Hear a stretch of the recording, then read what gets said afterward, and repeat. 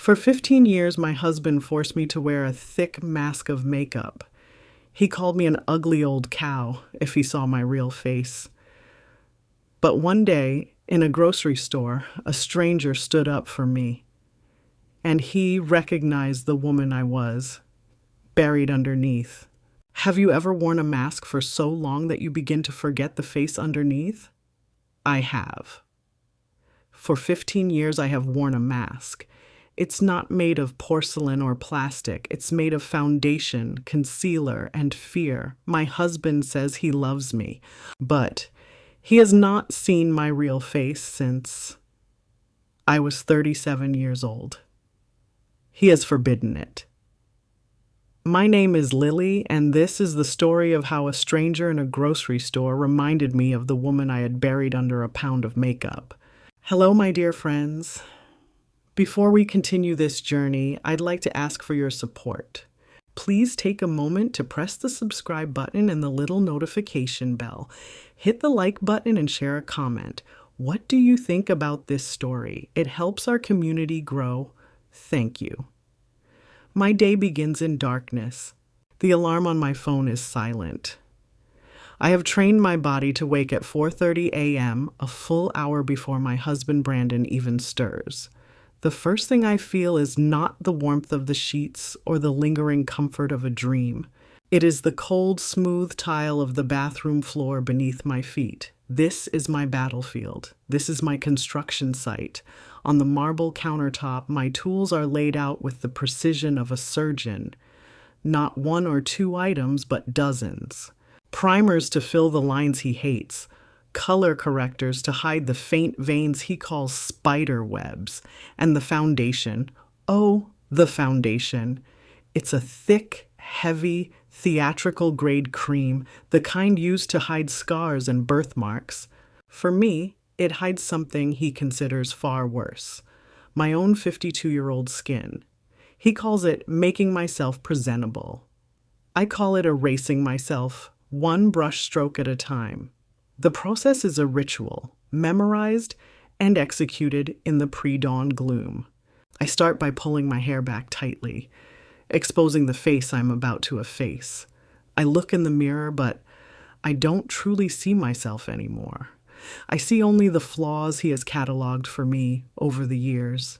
The fine lines around my eyes from a lifetime of laughter, now reframed as crow's feet. The faint sunspots from my girlhood summers, now labeled age spots. The natural, healthy flush of my cheeks, which he calls the blotchy redness of a dying flower. The first layer is the primer, a thick silicone paste that creates a blank canvas. Then comes the foundation. I don't apply it lightly. I apply it with a dense brush, buffing and stippling, pressing the thick pigment into every pore until my skin is a uniform, lifeless beige. My freckles, the ones my mother used to call angel kisses, disappear first, then the fine lines, then slowly, the woman I once was. Next are the powders.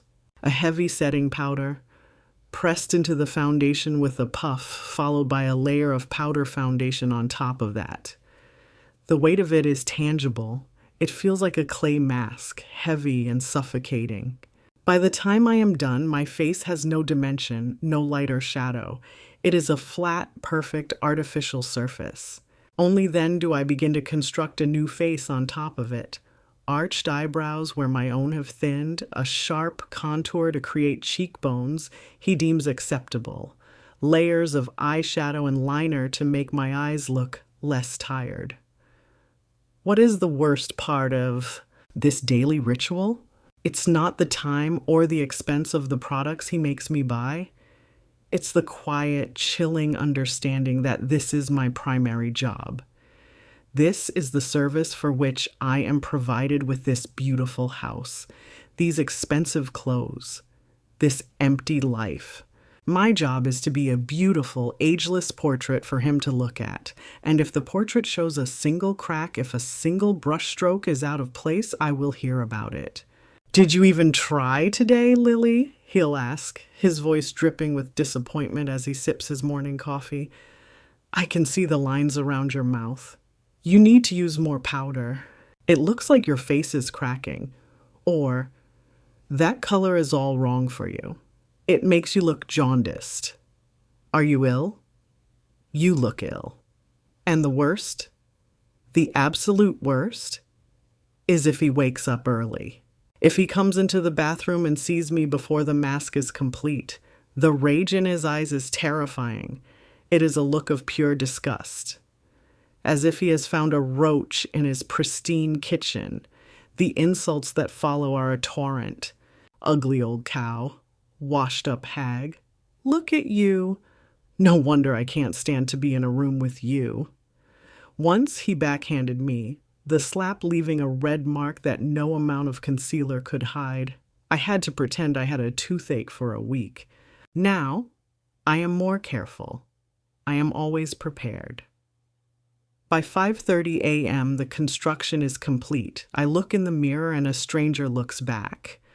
A perfectly polished, ageless mannequin with a face that does not move, does not crease, does not live. Only then, with my mask firmly in place, is it safe for my husband's day to begin. It's a cruel trick of the mind, remembering the beginning when you're trapped in the end. The man who now demands this grotesque daily performance is the same man who once fell in love with my bare, unadorned face. How does a paradise rot into such a perfect, private hell? 15 years ago, when I was 37, Brandon swept into my life like a force of nature. He was a charismatic, ambitious real estate developer, 10 years my junior, with a smile that could charm the city council into any zoning variance he wanted. I was a quiet librarian, content with my world of books in order. He pursued me relentlessly, showering me with affection and telling me he had never met a woman with such a genuine, peaceful beauty. He used to love my freckles. He'd trace them with his finger across my nose and shoulders, calling them my constellations. He loved the laugh lines around my eyes, said they were a map of a happy life. That man, the one who loved my map, is long gone. Now, I am forced to pave over it every single morning. The first 2 years were a blur of happiness. We married, we traveled, we built a life. The first crack in the foundation appeared so subtly, I almost missed it. It was the way his eyes would linger a second too long on a pretty young waitress. It was the late nights that became more frequent, always explained away with a plausible, "This deal is a monster, baby." Just a few more weeks. What's worse than knowing your husband is with another woman? It's the quiet, soul-crushing pretense. It's the smiling lies he tells you over the dinner table while the ghost of another woman's perfume still clings to his collar. Then I got pregnant with our son, Leo. It was all I had ever wanted. I thought it would bring us closer, solidify our family. Instead, it was the beginning of the end. As my body changed, swelling with the life of our child, a look of subtle disgust began to enter his eyes. He stopped touching me. The late nights at the office became almost every night. My friends would call in hushed, worried tones. "Lily, I don't want to upset you, but I saw Brandon at that new wine bar downtown last night. He was with a group, but he seemed very close with one of the interns from his office. I would thank them and hang up, my heart a cold stone in my chest. When I confronted him, he would turn it around on me with practiced ease. Are you serious, Lily? I am working myself to the bone to pay for this house, for this baby, for your future. And you're listening to jealous gossip? I can't believe how ungrateful you've become. He said he was building a future for our child. In reality, he was building a wall between us, and when our son was born, I realized the wall was permanent. I had served my biological purpose. My reward was to be made invisible. The weight of the pregnancy was hard to lose. I was exhausted dealing with a newborn, and my body was not the same. That's when the suggestions began. Honey, you look so tired. Why don't you put on a little makeup before I get home? For me, it seemed innocent enough. A husband wanting his wife to feel good, so I did. But it was never enough. A little more concealer under your eyes, Lily. You have those dark circles. You should really use a fuller coverage foundation. Your skin tone is so uneven now. Why don't you fill in your eyebrows? They look so thin. Slowly, over years, the suggestions became demands. The demands became rules. The rules became the law of our house. His affairs continued, a rotating cast of young women who, I'm sure, didn't have laugh lines or stretch marks. My son Leo grew up in this cold house, a quiet, observant boy who saw his father's casual cruelty and his mother's daily, meticulous erasure. Brandon was an absent father, providing money but no warmth, and when Leo was old enough, I encouraged him to go to a boarding school on the East Coast just to get him out of this toxic, suffocating atmosphere. Which brings me back to today. The mask is complete. I am a perfect 52-year-old doll, ready for another day of silent servitude. I hear the floorboards creak in the bedroom. He's awake. A moment later, he appears in the bathroom doorway, tying the sash of his silk robe. He doesn't say good morning. He simply looks at me, his eyes performing their daily inspection. He leans in close, his thumb roughly smudging the powder at my jawline. Sloppy, he says, his voice flat with disapproval. You blended this poorly. I can see the edge. Fix it. He turns and walks away, heading for the kitchen to make his coffee, leaving me standing in front of the mirror with his casual morning cruelty. I pick up the blending brush, my hand trembling slightly, not with fear anymore, but with a quiet, hopeless rage, and I go back to work on the mask. I fix the imaginary flaw at my jawline, my blending brush moving with the practiced, weary motions of a prisoner polishing the bars of her own cell. When I was done, I presented myself for a final inspection. Brandon glanced up from his phone, gave a curt, dismissive nod, and then walked out, leaving me in the silent, sterile bathroom. The first part of my day was over. I had successfully erased a Lily. Being in public with him was the worst. It was a performance on a much larger stage. I had to smile, to nod, to be the perfect, adoring wife, all while his insults were whispered into my ear, a venomous secret only I could hear. That Saturday, he announced we were hosting a dinner party for some of his potential investors. This meant a trip to the grocery store. Not a simple trip for me to pick up what was needed, but a joint expedition so he could personally approve every item, ensuring it met his exacting standards of perfection. The store was a bright, noisy, painfully normal place. Children laughed, couples debated over dinner options, the air smelled of fresh bread and roasted chicken. For everyone else, it was a simple Saturday errand. For me, it was a walk on a tightrope. Brandon pushed the cart with an impatient, aggressive energy, criticizing every choice I made. Not that brand of olive oil, Lily. Are you trying to embarrass me? Get the imported Tuscan blend. Those tomatoes are pathetic. Look for the ones on the vine. They look better on a platter. For God's sake, walk faster. I don't have all day to watch you meander. I just nodded, my face fixed in a serene, pleasant smile, my heavy mask feeling like a lead shield. We turned into the canned goods aisle.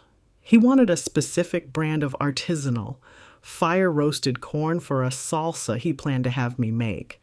I reached up to the high shelf, my fingers struggling to get a good grip on the smooth, slick can. Have you ever had a moment where the world seems to slow down? A simple, clumsy mistake that you know, even as it's happening, is about to trigger an earthquake in your life? For me, that moment was a can of corn slipping through my fingers.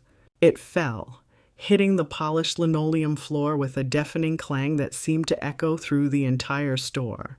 The can didn't just dent, it ruptured slightly, a small amount of liquid splattering onto the pristine floor. Brandon's reaction was instantaneous and volcanic. "Are you serious?" he roared, his voice so loud that a woman at the end of the aisle physically flinched. All pretense of the happy, successful couple vanished, consumed by his rage. "You clumsy, useless woman. Look at what you did. You can't do one simple thing right, can you? You are an embarrassment." He wasn't whispering now. He was shouting. People were stopping their carts to stare. I could feel the heat of 100 eyes on me, a wave of shame so powerful it made me dizzy. I bent down to pick up the can, my cheeks burning, tears welling in my eyes, wishing the floor would open up and swallow me whole. "Leave it," he barked. "You'll probably just drop it again, you ugly old cow." The final insult, his favorite, delivered in a public forum, shattered the last of my composure. A sob escaped my lips. And just as I felt myself shrinking into nothing, a new voice cut through the air. A calm, firm voice that did not belong to the scene of my public execution. "That's enough," the voice said. I looked up. A man had moved to stand between me and Brandon. He wasn't overtly threatening, but he had a presence, a quiet authority that was palpable. He was tall and well-dressed in a simple but elegant style, and he was looking directly at my husband with an expression of cold, hard disapproval. "I suggest you lower your voice and stop speaking to your wife that way," the man said. Brandon, stunned by the unexpected intervention, was momentarily speechless. "Who the hell do you think you are?" he finally stammered. But I wasn't listening to them anymore. I was staring at the stranger. My vision was blurred by tears, my mind a chaotic mess of humiliation. In the middle of it all, I looked at his face. And then the world stopped. The sounds of the grocery store, Brandon's sputtering rage, my own frantic heartbeat, it all faded away. The features of the man's face, at first indistinct, sharpened into a shocking, impossible clarity. The kind set of his eyes, the small, faint scar above his left eyebrow. A ghost. A ghost from a life I thought was long buried. My breath caught in my throat. I felt as if the floor had truly given way, but instead of falling, I was floating. The man turned his gaze from my husband to me, his expression softening into one of deep, unmistakable concern. And in that instant, seeing a face I hadn't seen in 35 years, I felt a tremor deep in my soul. It was the feeling of one chapter of my life slamming violently shut, and another, terrifying and unknown, beginning to creak open. The man's name was Samuel Vance. And in the space of a single heartbeat, the last 35 years of my life melted away. I was no longer a 52-year-old woman cowering on the floor of a grocery store. I was 17 again, standing in my parents' sun-drenched garden, and a kind, lanky boy with a faint scar above his eyebrow was handing me a freshly picked tomato. His shy smile meant only for me. The shock of the memory, so pure and so potent, rooted me to the spot. Brandon, however, was not paralyzed. He was a bully, and a bully's entire world is built on a foundation of perceived dominance. This stranger's quiet, firm intervention was a direct challenge to his authority, and it infuriated him. "This is a private family matter," Brandon snarled, recovering his voice. "You need to butt out right now." Samuel didn't flinch. He didn't raise his voice. He simply held his ground, a calm, solid presence that seemed to absorb my husband's aggression without effort. "It stopped being a private matter when you chose to scream at your wife in front of 100 people," he said, his voice low but carrying an unmistakable edge of command. "I am asking you politely to stop. A bully is like a barking dog. All noise and fury, signifying nothing. They are terrified of a calm hand and a quiet, steady voice. In that moment, my husband, the great and powerful tycoon, was reduced to a snarling coward by a man who refused to play his game. Realizing he was losing the silent battle of wills and unwilling to risk a physical confrontation he might not win, Brandon did the only thing he could. He retreated, but not without a final act of humiliation. He grabbed my arm, his fingers digging into the flesh above my elbow, and yanked me to my feet. "We're leaving," he hissed, the words meant for both me and Samuel. Now. He began to drag me away, past the abandoned cart, past the dented can of corn, past the silent, staring faces of the other shoppers. Just before we turned the corner of the aisle, I looked back. Samuel was still standing there. He wasn't looking at Brandon. His eyes were on me, and the look in them was not one of pity. It was a look of deep, profound concern, of recognition, of a question he couldn't ask. Have you ever received a lifeline in a single look? It wasn't a promise of rescue, not yet. It was something more fundamental. A look that said, I see you, the real you, the one beneath the mask. And it was enough to make me breathe again for the first time in years. The drive home was a symphony of silent fury. Brandon gripped the steering wheel so hard his knuckles were white. He drove too fast, weaving through traffic, the force of his anger pressing the accelerator to the floor. The silence in the car was heavier and more terrifying than any of his shouts had been. He was a bomb, ticking, and he was saving the explosion for the privacy of our home where there were no kind strangers to intervene. But for the first time, my mind was not entirely consumed with anticipating his rage.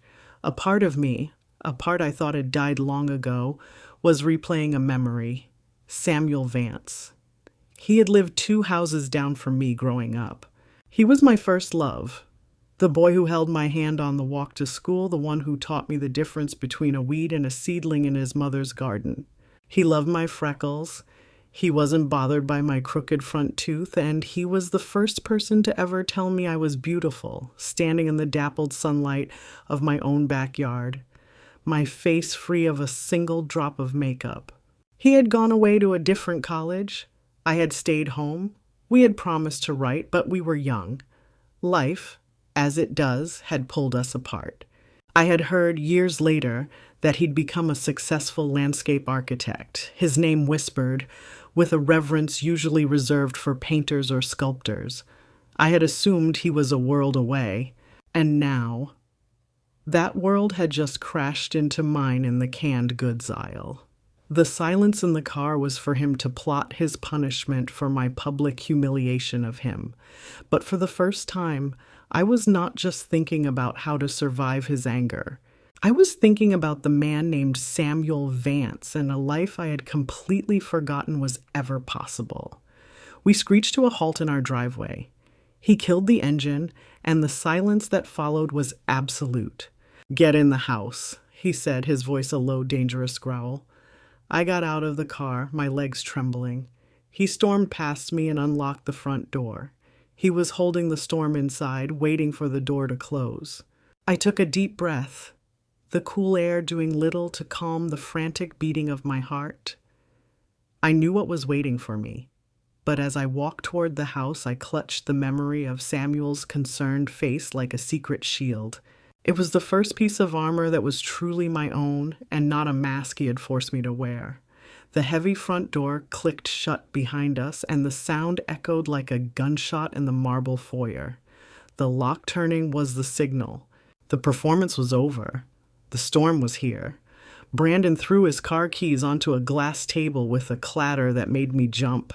He turned to face me, his handsome face twisted into a mask of pure reptilian fury. "Who was that?" he demanded, his voice a low, menacing hiss. I don't know," I lied, my voice barely a whisper.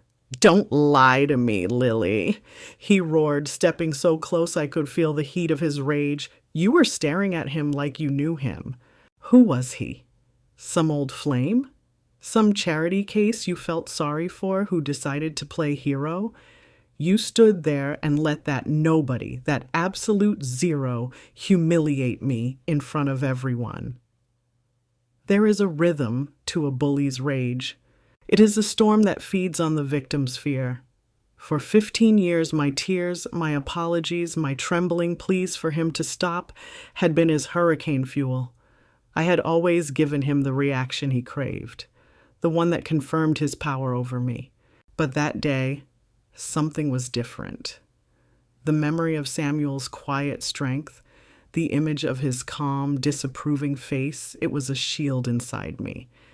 And so I gave Brandon nothing but a quiet, still calm. I stood before him, my heart hammering against my ribs, and I met his furious gaze without flinching. My silence unnerved him. It was a response he didn't know how to compute. "What's the matter with you?" he spat, his eyes searching my face for the usual signs of collapse. "Cat got your tongue? Or are you too busy thinking about your knight in shining armor?" He paced the foyer, his movements jerky and agitated, like a caged predator. He was looking for a way to break me, to get the reaction he needed. He saw the grocery bags on the floor where I had dropped them when we came in. His eyes landed on the new, undented can of corn I had retrieved after the first one fell. With a sudden, explosive movement, he snatched it up. "This is your fault," he screamed, his rage finally finding a physical target. "All of this, because you are so damn incompetent." He drew his arm back and hurled the can with all his might against the pristine, cream-colored dining room wall. Have you ever seen a man so desperate for control that he declares war on a can of corn? In that moment of pathetic, splattering violence, his power over me was broken. The can exploded on impact, denting the plaster and sending a spray of corn kernels and syrupy liquid running down the expensive silk wallpaper like a festering wound. He stood there, breathing heavily, chest heaving, a general surveying his victorious battlefield. But all I saw was a spoiled, overgrown child throwing a tantrum. He was no longer a terrifying monster. He was just pathetic. He looked from the mess on the wall to me, expecting me to be in hysterics. But I was still quiet. The fear was there, a cold knot in my stomach, but for the first time it was smaller than my contempt for him. And contempt is a powerful seed from which great courage can grow. My lack of a meltdown was the final insult. He threw his hands up in disgust. "I can't even look at you," he hissed, his voice dripping with venom. He turned, grabbed his keys from the table, and stormed out of the house, slamming the door so hard that a piece of the ruined plaster from the wall trickled to the floor. The silence he left behind was vast and ringing. I stood alone in the foyer of my perfect, beautiful prison.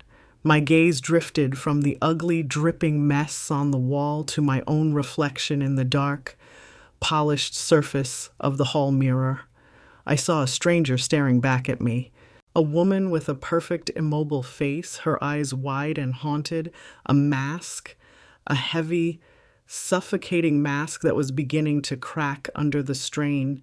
He left me with a ruined wall and a racing heart. But in his pathetic tantrum, he had also left me an accidental gift, a revelation. He was not a god. He was just a weak, frightened man. And I did not have to be his doll. Slowly, deliberately, I walked back into the silent, cold bathroom.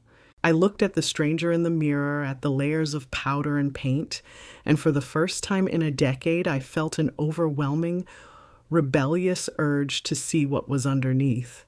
My hand, shaking only slightly, reached for a soft, clean washcloth.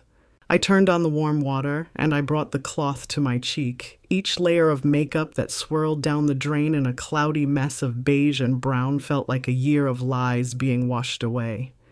It was an exorcism in warm water and soap. The first pass of the washcloth took the powder, the second broke through the heavy foundation, and the third began to reveal the skin I had not truly seen in more than a decade. I wasn't just cleaning my face, I was reclaiming my soul.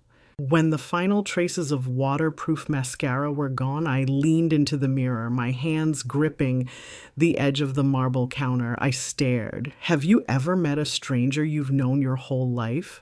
That's who was looking back at me from the mirror. A woman of 52. The laugh lines around her eyes were deeper than I remembered, a fine, delicate web that spoke of a joy I had long since suppressed. There were faint lines on her forehead, a roadmap of worry. And there were the freckles, scattered across her nose and cheeks, like a faint dusting of cinnamon. My mother's angel kisses.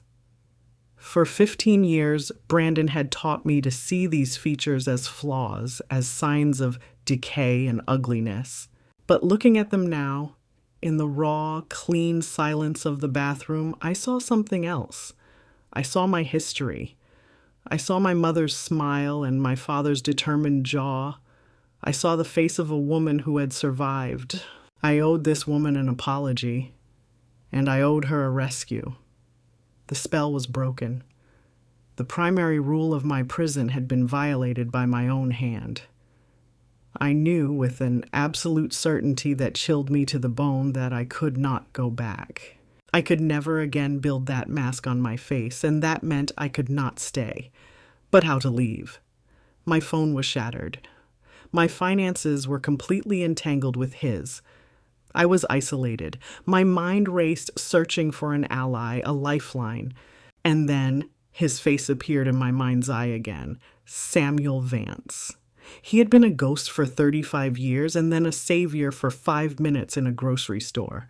I had no idea if he would even remember me beyond a vague childhood memory or if he would want to get involved in my messy, ugly life.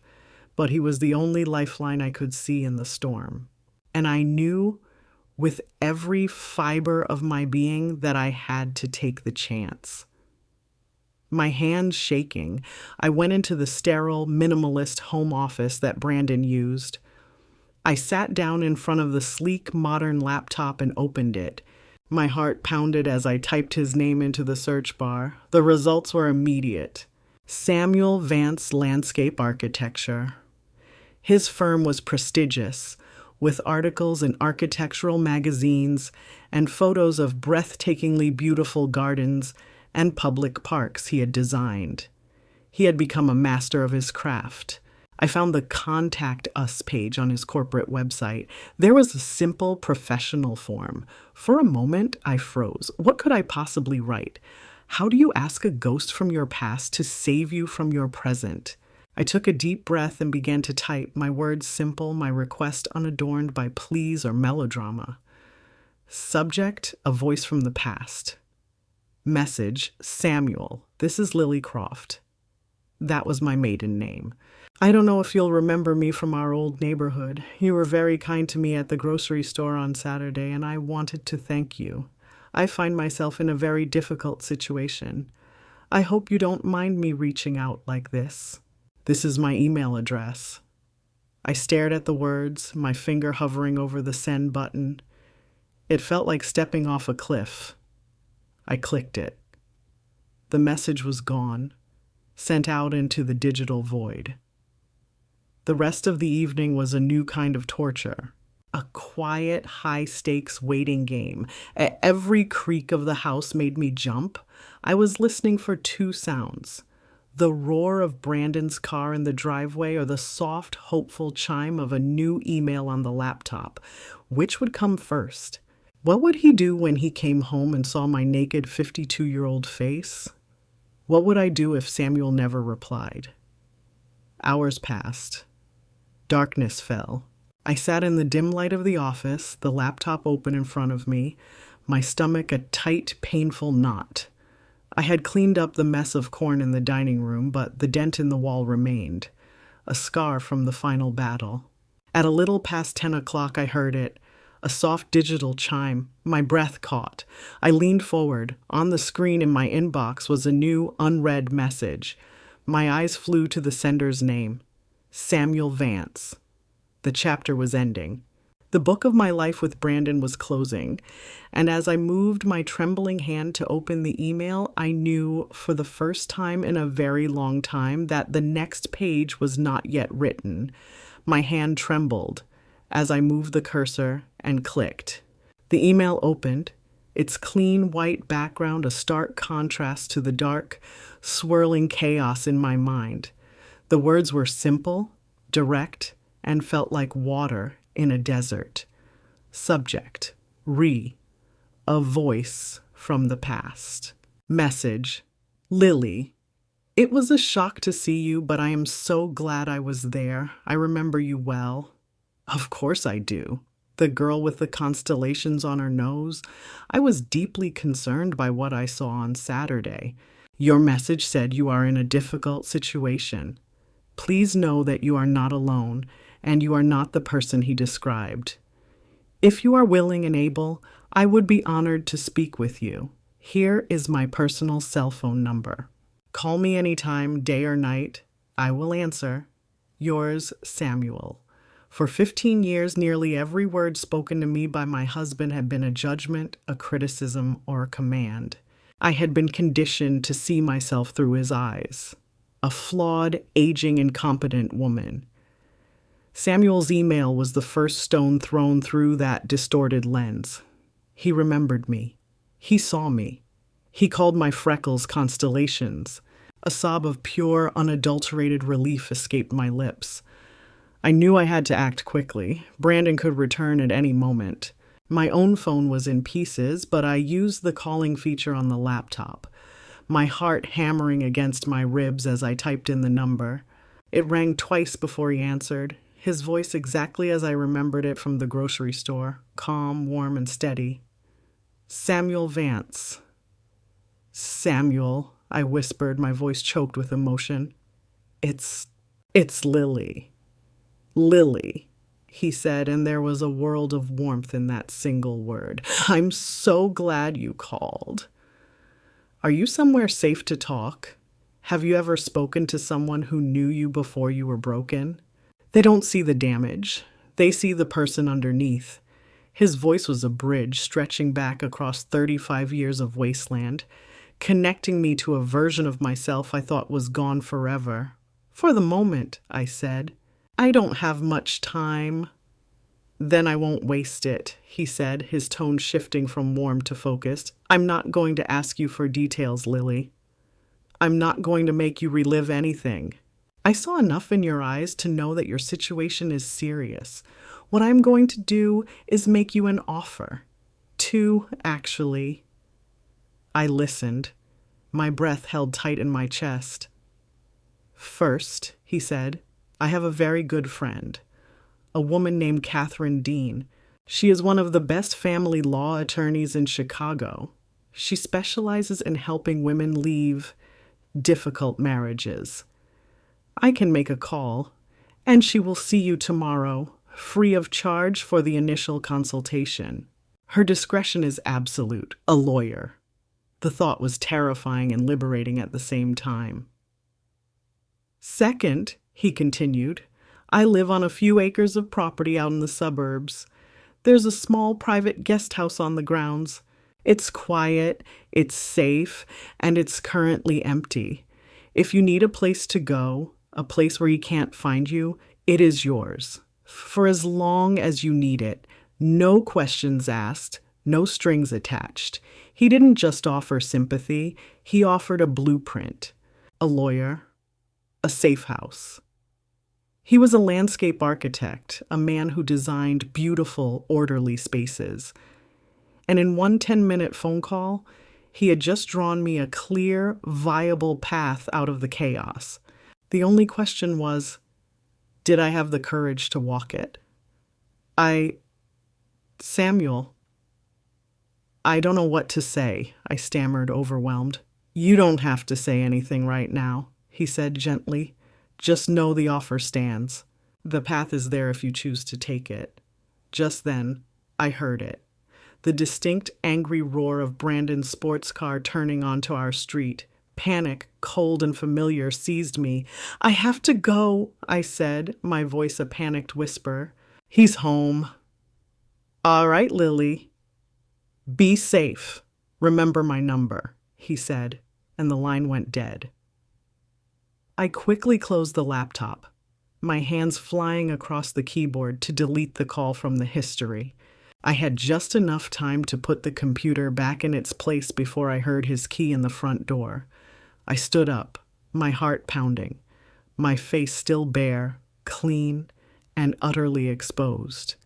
He walked into the office, shrugging off his jacket. He was barking into his phone at some underling. He finished his call, threw the phone onto his desk, and then he finally looked at me. His face froze. An expression of pure, unadulterated disgust washed over his features. His eyes traveled over my face, over the lines and freckles and faint spots, as if he were looking at some grotesque medical specimen. "What is this?" he hissed, his voice low and dangerous. "What have you done to your face?" He took a step closer, his eyes narrowing. "My God," he whispered, a cruel smirk twisting his lips. "You look hideous. You look ancient." I stood my ground. The fear was a roaring in my ears, but Samuel's voice was a steadying anchor in the storm. I had a path now. I had a choice. He expected me to cry, to apologize, to run to the bathroom and begin the frantic, desperate work of rebuilding the mask. I did none of those things. I simply looked him in the eye, my face naked and unafraid for the first time in 15 years. "This is my face, Brandon," I said. My voice was quiet, but it did not tremble. It was a simple statement of fact. But in the silent, poisoned landscape of our marriage, it was a declaration of war. For a long moment, Brandon just stared at me, his mind unable to process the quiet defiance. My simple four-word sentence, "This is my face," had short-circuited his entire system of control. He had expected tears, apologies, frantic promises to fix my mistake. He received none of it. He saw only a woman he no longer recognized, looking at him with a calm he couldn't penetrate. His confusion quickly curdled into a colder, more desperate rage. If his words had lost their power, he would reestablish control with force. He lunged forward and grabbed my arm, his fingers digging in with the same cruel pressure as the bruise he'd left before. "I don't think you understand," he hissed, his face a mask of fury. "You are going to go back into that bathroom and you are going to fix that disgusting face right now." He started to drag me towards the bathroom door. For 15 years, his anger had been a current that pulled me under. When he pushed, I yielded. When he pulled, I followed, but that night, for the first time, I found my footing. I planted my feet, pulled my arm back with a strength I didn't know I possessed, and broke his grip. "No," I said. It was just one word, spoken no louder than my first declaration, but it was the loudest sound our house had heard in years. He stood there stunned, his hand still held in the air where my arm had been. He looked at me as if I had suddenly grown a second head. His power, his absolute, unquestioned power in this house, had been defied. Twice. "Have you ever been told your worth can be measured in dollars and cents?" He saw the rebellion in my eyes, and realizing his usual tactics were failing, he reached for his ultimate weapon, fear of the future. He let out a short, ugly laugh. "No." "You're saying no to me?" he sneered. "Let me explain something to you, you ungrateful aging cow. Look around you. This house? I own it. The car you drive? I own it. The clothes on your back, the food in that kitchen, every damn thing you touch in this life, you have because of me. You are a 52-year-old former librarian with nothing to your name. You think you can survive without me?" He took a step closer, his voice dropping to a venomous whisper. "You walk out that door, you will have nothing. Less than nothing. You will be begging on the street within a week. You will be crawling back here, pleading with me to take you back. And maybe I will, if you learn your place." He smiled then, a truly evil smile. "I own you, Lily. Don't you ever forget that." He was convinced his threat had worked. He saw it as the final, unanswerable move in his game. He had reminded me that I was trapped, that my cage was not just this house, but the entire world. He left for the night, confident his words had put me back in my place, that in the morning he would find me, mask on, spirit broken, ready to serve. He had no idea I wasn't looking at the bars of the cage anymore. I was looking at the blueprint for my escape, a blueprint given to me by a man who valued constellations over currency. The moment I heard his car roar out of the driveway, I ran to the laptop. My hands were shaking, but my mind was a diamond, hard and clear. His threat was meant to paralyze me, but it had done the opposite. It had severed the last thread of sentiment I might have had for our shared history. First, I called Catherine Dean, the lawyer.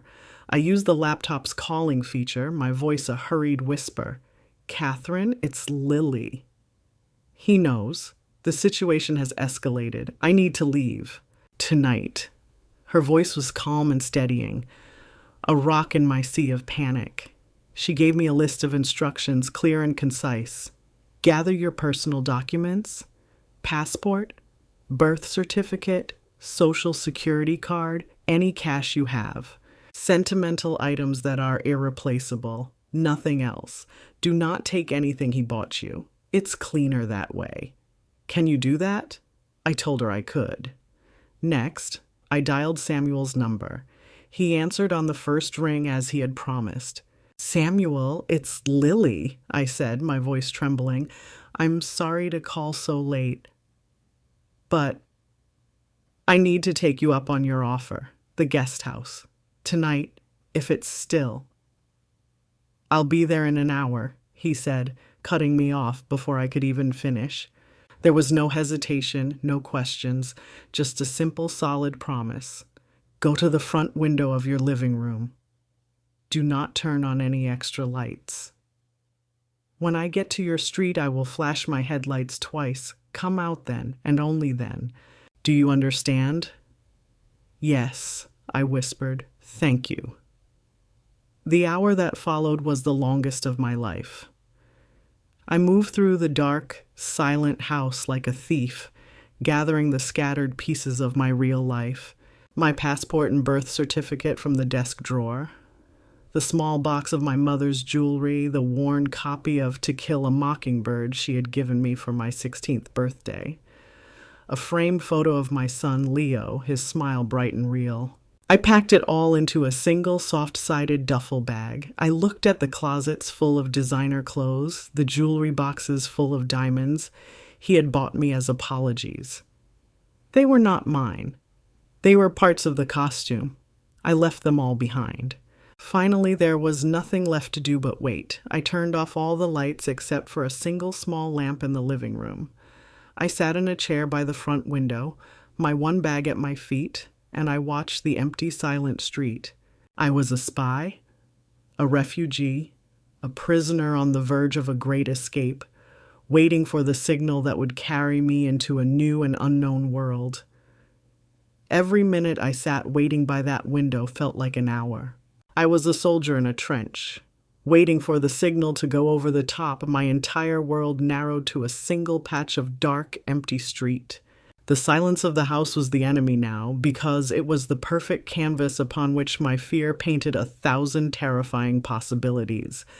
Brandon's car turning the corner, a neighbor seeing me and calling him, my own courage failing me at the last second. I clutched the handle of my duffel bag, the only physical proof that this was real, that I was truly about to leave, and then I saw it. A pair of headlights appeared at the far end of the street, moving slowly, cautiously. The car came to a stop a few houses down. The lights went out for a second, then flashed brightly, once, twice, the signal. My heart leaped into my throat. This was it. There was no more time for fear, no more time for second guessing. I stood up, my legs feeling strangely steady. I took one last look around the living room, at the cold, perfect furniture and the soulless, expensive art. It was a beautiful showroom, a testament to a life of immense wealth and profound misery. I felt no nostalgia, no sadness. I simply felt done. Unlocking the heavy deadbolt on the front door, a lock I had always seen as a tool to keep me in, was the first true act of my liberation. The cool night air hit my face, my real face, and it felt like a baptism. I slipped out, closing the door as quietly as I could behind me, leaving the keys on the hall table where he would find them. Have you ever taken a single step that you knew was changing the entire course of your life? It wasn't just a walk down a stone pathway. It was a walk away from the ghost of the woman I had been and toward a future I couldn't yet see. It was the bravest, most terrifying walk I've ever taken. The car was a simple, dark sedan, solid and unassuming, the opposite of Brandon's flashy, aggressive sports car. As I approached, the driver's side door opened and Samuel got out. In the dim glow of the streetlights, he looked just as I remembered him from my girlhood dreams, calm, kind, and strong. He didn't rush. He simply met me at the trunk of the car and took my single, soft-sided bag from my hand. "Are you okay, Lily?" he asked, his voice a low, reassuring murmur. "I will be," I whispered, the words feeling truer than anything I had said in 15 years. "Thank you, Samuel." He placed my bag in the trunk and then walked me to the passenger side, opening the door for me. It was a simple act of gentlemanly courtesy, but it was a gesture so foreign to me, so absent from my life with Brandon, that it almost brought me to tears. I slid into the seat. He got in, started the car with a quiet hum, and we pulled away from the curb, leaving my prison behind in the darkness. As the house shrank in the rearview mirror, I expected to feel a great surge of joy, of triumphant elation. Instead, all I felt was a profound, terrifying emptiness. I had escaped the past, but I had no idea who I was supposed to be in the future. The mask was off, but the real difficult work of rebuilding a life from the foundations up had only just begun. We drove in a comfortable silence for a long time, the city lights giving way to the dark, tree-lined roads of the suburbs. He didn't press me for details. He simply let me be, offering me the gift of a peaceful, undemanding presence. We finally turned into a long driveway and pulled up to a small, beautifully designed cottage set back from a larger main house. It was surrounded by a magnificent garden, dark and mysterious in the moonlight. "Here we are," he said softly. "The guest house. The key is in the door. The kitchen is stocked and the bed is made. No one will bother you here." He got my bag from the trunk and walked me to the door. He handed me the key. "Get some rest, Lily," he said, his eyes full of a kindness I had forgotten could exist. "You're safe now." He turned and walked back toward the main house, leaving me on the doorstep. I put the key in the lock, turned it, and stepped inside. The cottage was warm, filled with books and comfortable furniture and the faint, lovely scent of lemon and wood polish. It was a home. I closed the door, and for the first time in 15 years, I locked a door not to keep a monster in with me, but to keep the whole world out. I walked over to a window that looked out onto the moonlit garden.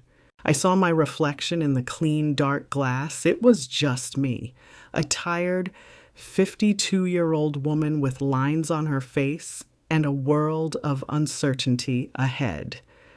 And I had never, ever felt so beautiful or so free. Freedom has a scent. It smells like fresh coffee brewed for no one but yourself. It smells like the clean, damp earth of a garden after a night of rain. For the first time in 15 years, I woke up not to the cold dread of a 4:30 a.m. alarm, but to the gentle morning sun filtering through the leaves of a large oak tree outside my window. For a moment, I was disoriented. Then, it all came flooding back. The fight, the escape, the quiet safety of Samuel's guest house. I was free. I walked into the small bathroom and looked in the mirror. A 52-year-old woman with sleep-creased skin, puffy eyes, and a messy tangle of hair looked back at me. There was no mask. There was no husband waiting to inspect me. There was just me. And I smiled. A real, unpracticed smile that made the laugh lines I had been taught to hate crinkle with life. The person in the mirror was a stranger I was finally ready to meet. Later that morning, Samuel drove me to my appointment with Catherine Dean. He didn't ask about the night before. He simply offered me a thermos of coffee for the ride and spoke about the history of the old stone buildings we passed. His voice a calm, reassuring presence. Have you ever placed your entire future into the hands of a stranger? Driving to that downtown office, I was terrified, but I also knew that the life I had left behind was a guaranteed prison, while this new path, however frightening, was at least a chance at freedom. Catherine Dean's office was not like the cold, intimidating spaces Brandon's lawyers occupied. It was a warm, professional sanctuary, filled with books and art created by women. Catherine herself was exactly as Samuel had described: empathetic, intelligent, and with an undeniable core of steel. She listened to my entire story, from the first suggestion about lipstick to the final violent confrontation, without a single interruption. When I finished, she looked me in the eye. "Lily," she said, her voice full of a calm, validating strength, "none of this was your fault. You have been the victim of a classic, brutal pattern of coercive control, and I promise you, we are going to get you out. For good." She then shifted into strategic mode. "Now, you need to be prepared," she warned. "Brandon will not let you go easily. He will use his money and his power to try and crush you. His lawyers will paint you as unstable, ungrateful, and vindictive. They will argue that you abandoned the marriage and are not entitled to a single penny of marital assets. Our job is to prove the history of abuse that made your abandonment an act of survival. My husband's greatest weapon was his money. My lawyer told me that his money was also his greatest weakness. He has built an empire to impress the world," Catherine explained, a sharp, strategic glint in her eye. "But empires built on ego, especially in real estate, often have hidden debts and rotten foundations. And I am an expert in legal demolition." Just as she said this, my new, simple prepaid phone, the one Samuel had given me, buzzed on the table. It was a text from an unknown number. My blood ran cold. I knew it was him. My hand trembled as I opened it. Catherine leaned forward slightly. The message was a torrent of rage. "You stupid, ungrateful cow. Did you really think you could run from me? You have nothing. I will make sure you have nothing. I will find you and I will drag you back here and make you beg for my forgiveness. You are mine." Tears of familiar fear welled in my eyes. I showed the phone to Catherine. She read the message and her expression did not soften with pity. It hardened with a cold, professional fury. She looked up at me, and for the first time that day, she smiled. It was a dangerous smile, the smile of a lioness who has just seen her prey stumble into a perfectly laid trap. "Good," she said, her voice a purr of satisfaction. "He's arrogant, he's angry, and he's putting his threats in writing." She took my phone and took a picture of the message with her own. "He's going to make this very easy for us," she said. The battle lines were now clearly drawn. And for the first time in my life, I was on the side with the smarter, more dangerous predator.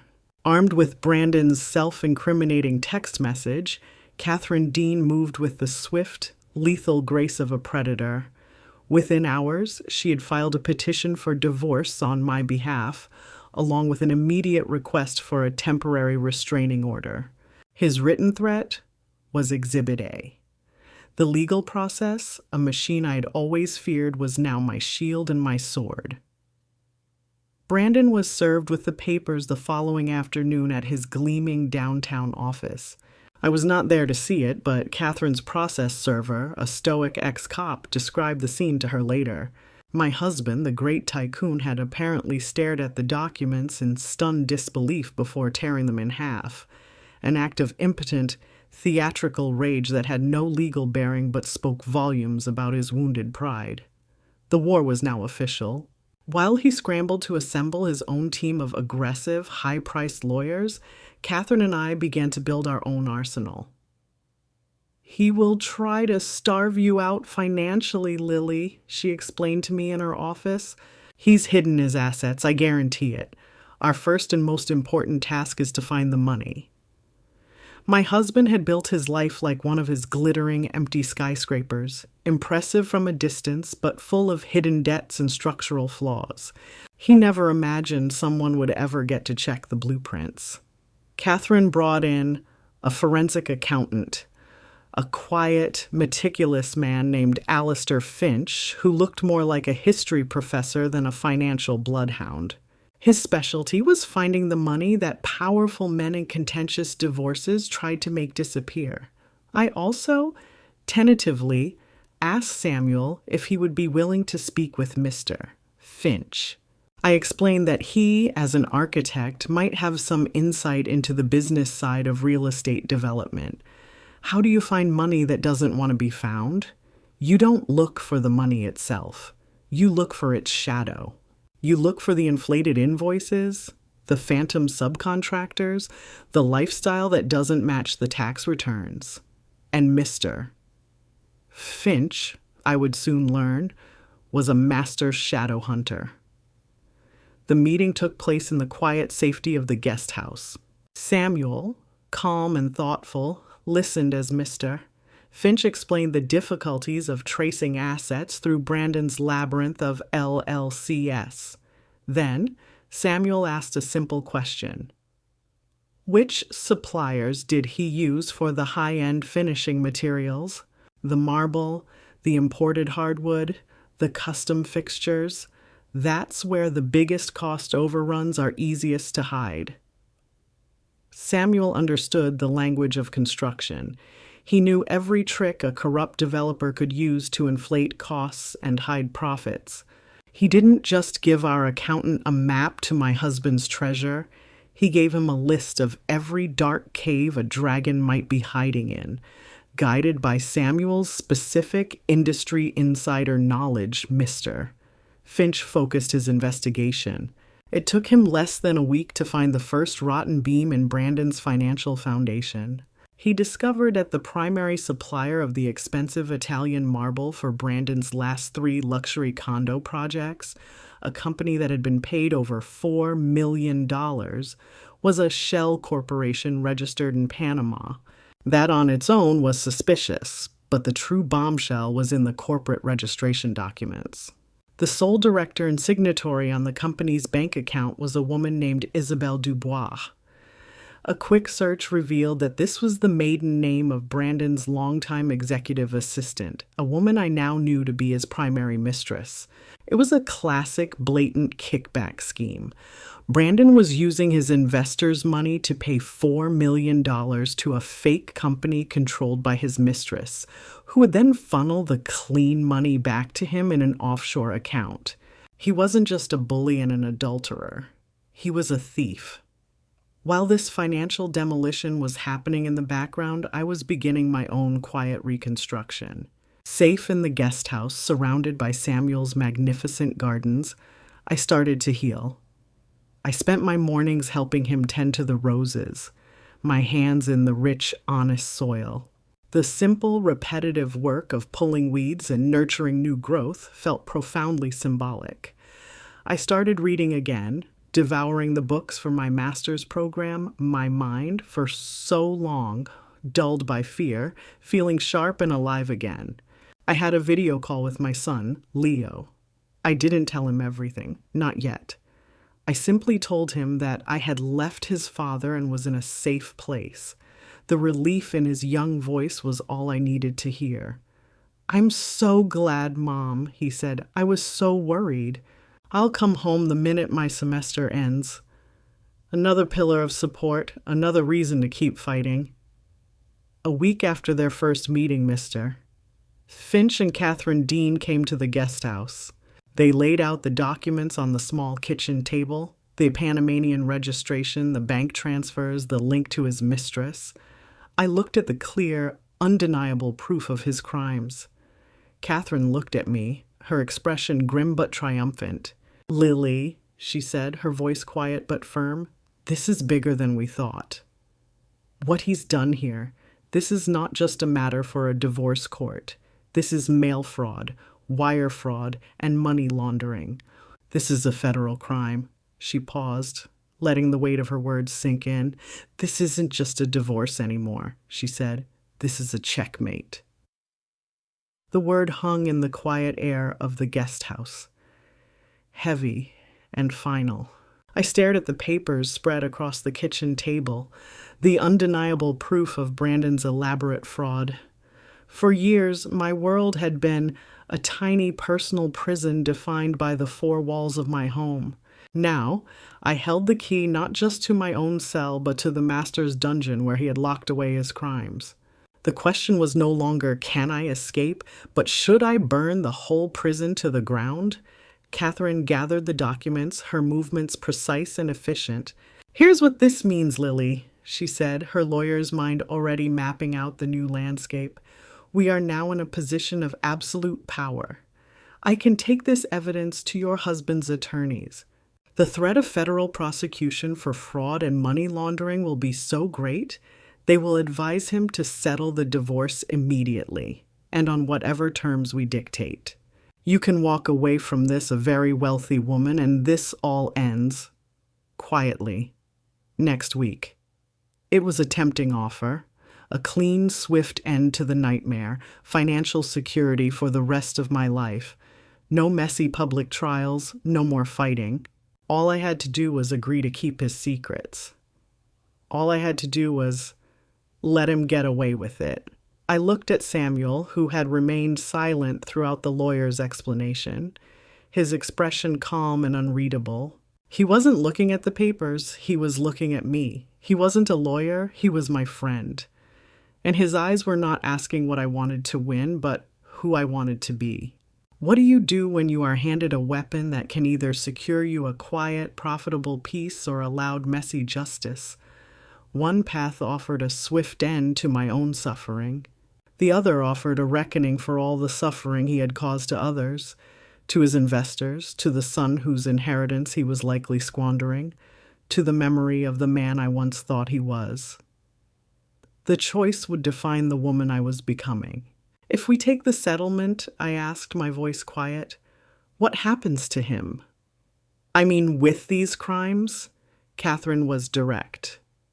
"Nothing," she said. "The evidence is sealed as part of the divorce settlement. The authorities are never notified. He loses a significant portion of his money to you, but he walks away a free man. He will, in all likelihood, simply find new investors and do it all over again." And there it was, the heart of the matter. If I took the money, I would be his final accomplice.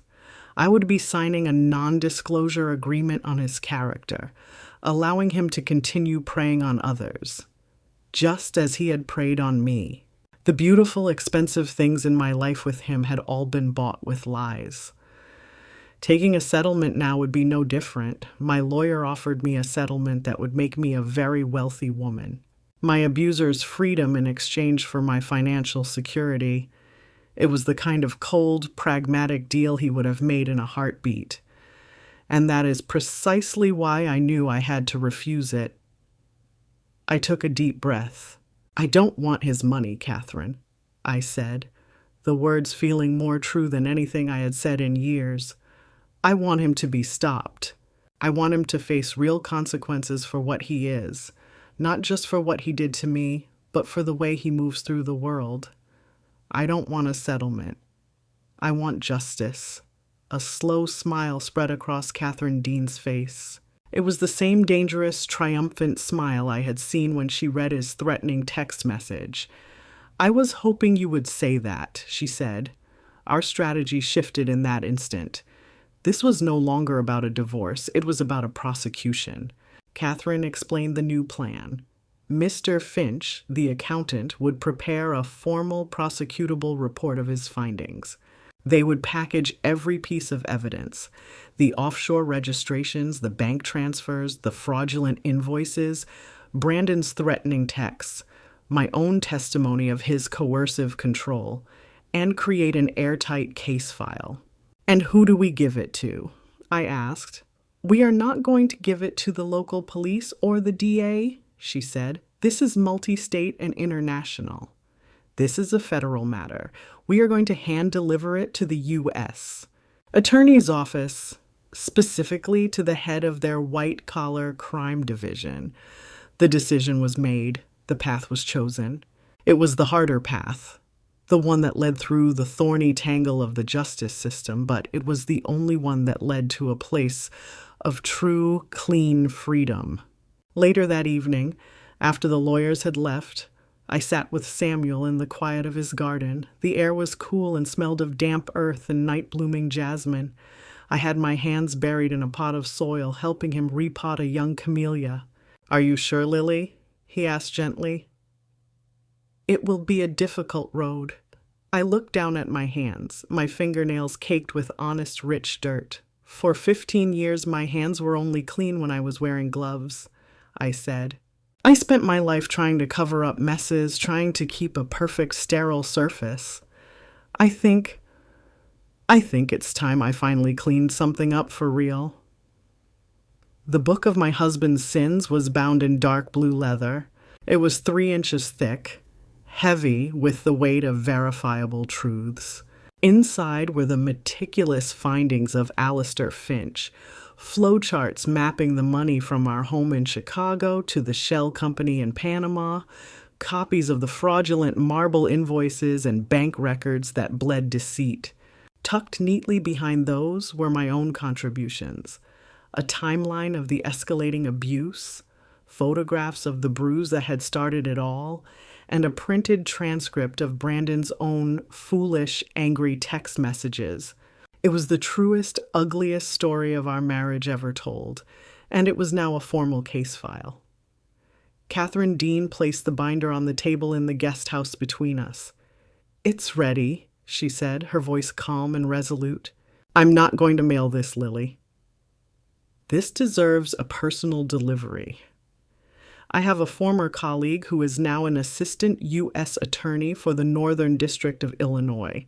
She's smart, she's ambitious, and she specializes in dismantling exactly these kinds of arrogant financial predators. I'm taking this to her tomorrow morning. Once I hand it over, this is out of our hands. The federal government will take the lead. Are you sure you're ready for that?" I looked at the fearsome blue binder.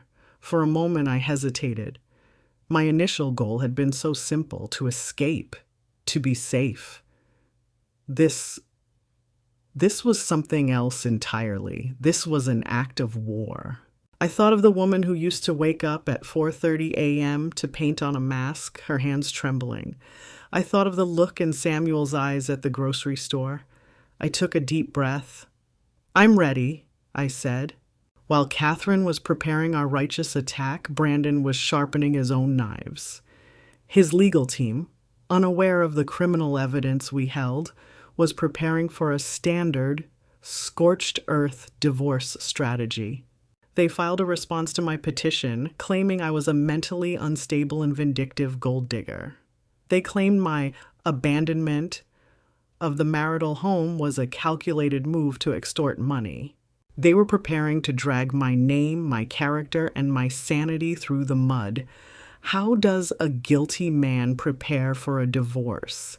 He doesn't prepare a defense, he prepares an attack. He was busy gathering so-called evidence to slander my character, to call me delusional and greedy. He had no idea we weren't in the kitchen with him, preparing for a mud wrestling match.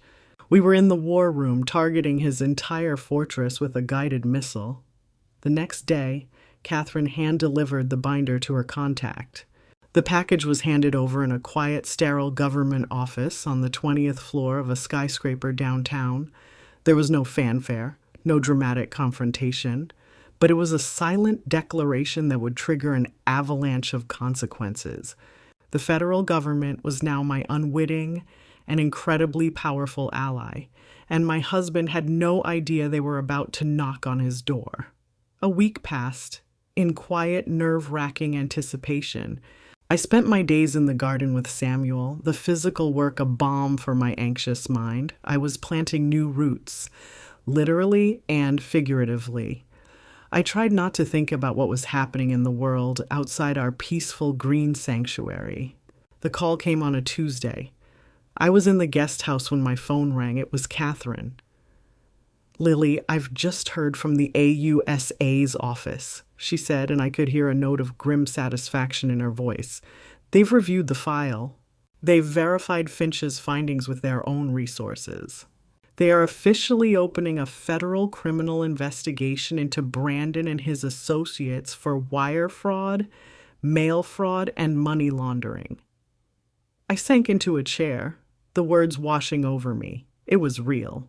"They've been granted warrants," Catherine continued. "A grand jury will be convened. They will be in touch with us soon, as you will be their primary witness. It's happening, Lily. The machine is moving." I hung up the phone. A federal investigation, warrants, a grand jury. The words were alien, terrifying. My small, personal fight for freedom had just become a matter of national importance, a case number in a federal docket. The sheer scale of it was overwhelming. I walked out into the garden where Samuel was patiently pruning a rose bush. He looked up as I approached, his eyes full of a question he didn't need to ask. "They're opening an investigation," I said, my voice barely a whisper. "A federal one?" He nodded slowly, putting down his pruning shears. He looked at my face, at the worry he saw there. He then gestured to the rich, dark soil on my hands. "Good," he said softly. "It is honest work you are doing here. Let them do theirs." I looked down at my own hands, caked with the honest dirt of the garden. The consequences were now completely out of my control. A great and powerful machine had been switched on, and it would not stop until it had ground my husband's empire into dust. All I could do now was tend my own garden and wait. There are two things that terrify a man like my husband: public humiliation and losing control.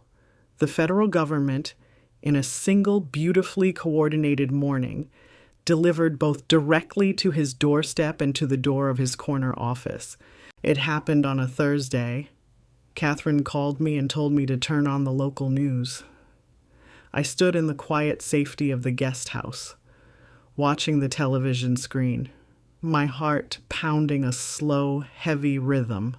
The reporter was standing in front of Brandon's gleaming downtown office tower.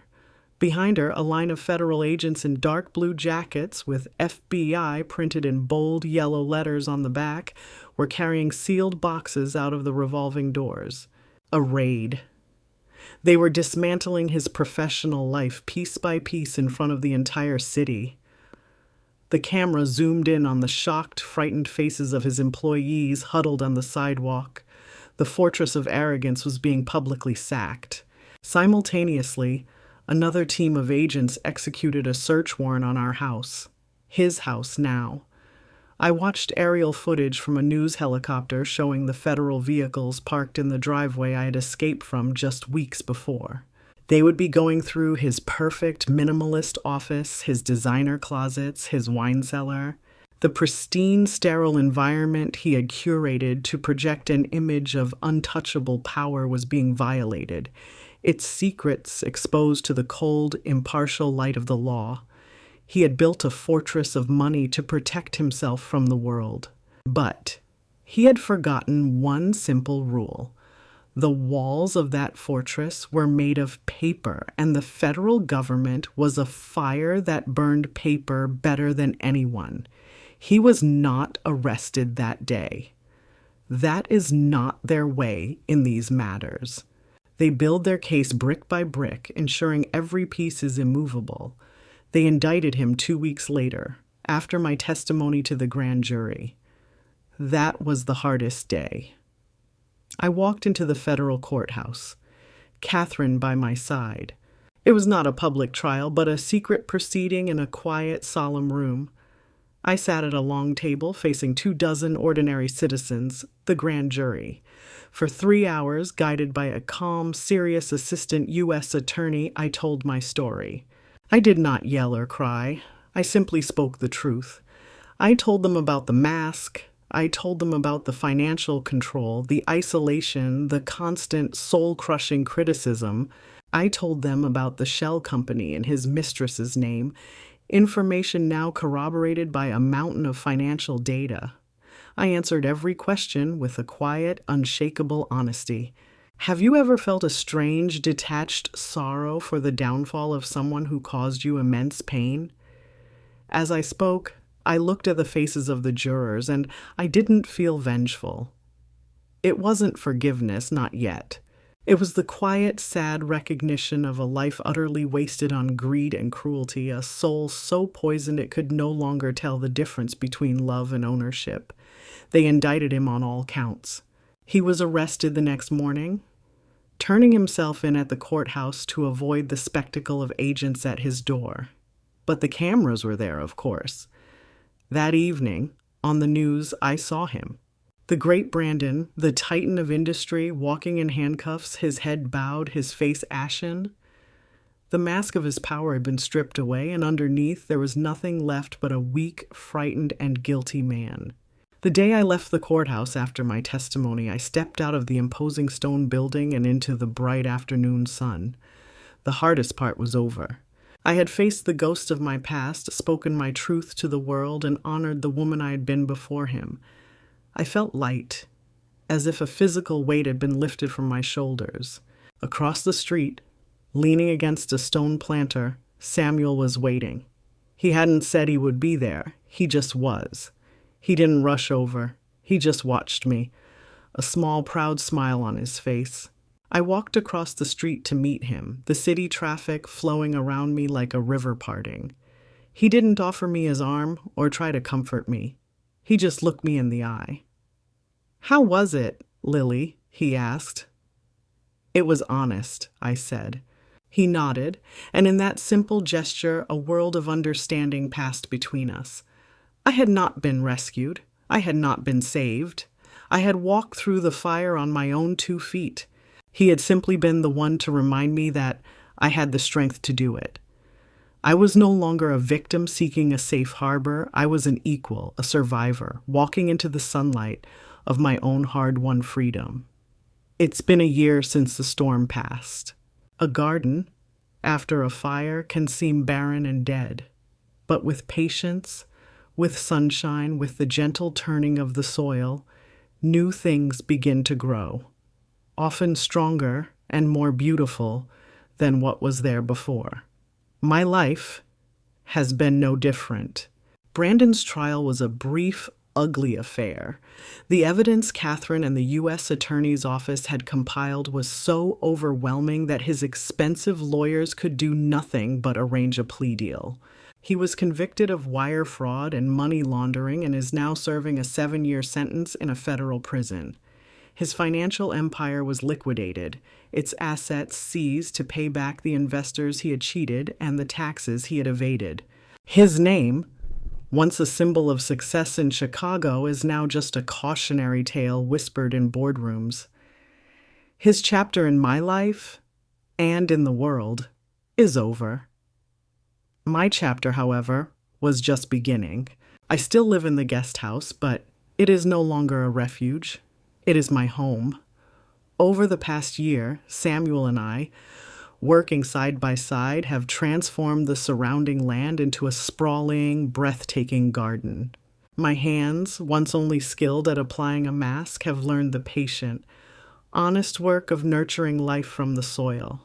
The garden has become my sanctuary and my greatest teacher. How do you heal the deepest wounds? You learn to become a healer for others.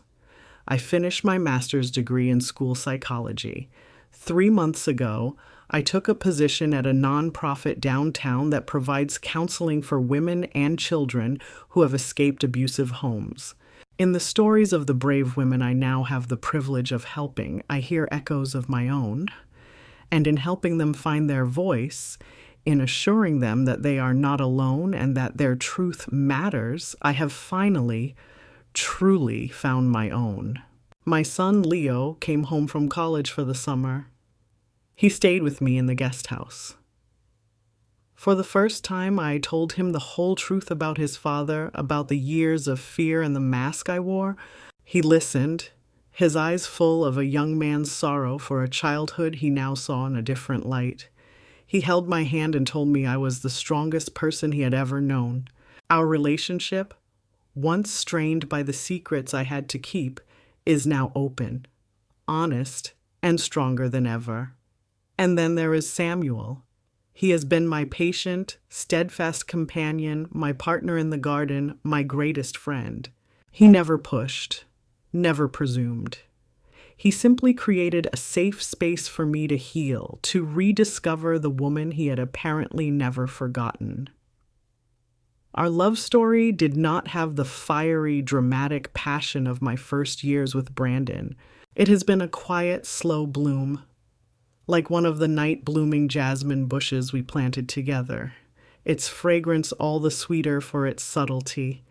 It is a love built not on illusion, but on a shared history and a deep, abiding respect. The story ends on a warm Sunday afternoon. I am sitting on the porch of the guest house, a cup of tea in my hands, watching the bees dance among the lavender. Samuel is sketching in a notepad, designing a new water feature for a quiet corner of the garden. I am not wearing a single drop of makeup. The sun is warm on my face, on my freckles, on my laugh lines. I catch my reflection in the clean glass of the porch window. I see a 53-year-old woman with silver strands in her hair, with skin that tells the story of her years, with eyes that are no longer haunted by fear, but are clear and full of peace. For so long, I believed that beauty was something you painted on, a flawless, artificial mask to hide the imperfections of a life lived. Now, I know the truth. Beauty is not an absence of scars. It is the strength it takes to wear them in the sunlight, openly and without shame. It is the quiet, unshakable courage to show the world your true face. It is the face of a survivor. And it is, finally, my own.